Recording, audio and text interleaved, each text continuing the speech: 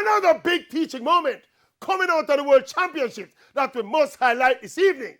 You all remember that big false start controversy involving Jamaican sprint hurdler Danielle Williams at the National Championships when the starter insisted on disqualifying her.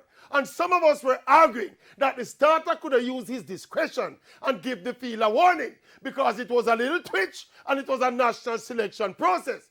We heard that no, it cannot be done because the rule is the rule and she must abide by the rule and blah, blah, blah. Well, this here was the big semi-final of the men's sprint hurdles at the World Championships. Athlete in the outside lane clearly false started. Not a little twitch like Daniel. The man jumped out of the blocks and basically resigned himself to being thrown out of the race. The man pop off all him number.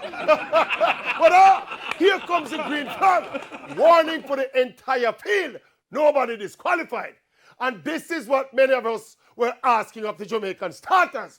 Exercise some discretion, just like the starter did in Doha.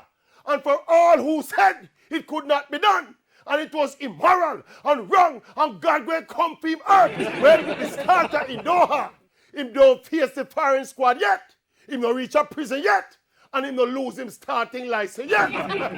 Because all he did was to exercise a little common sense. Well, you don't know common sense. That's so common in Jamaica.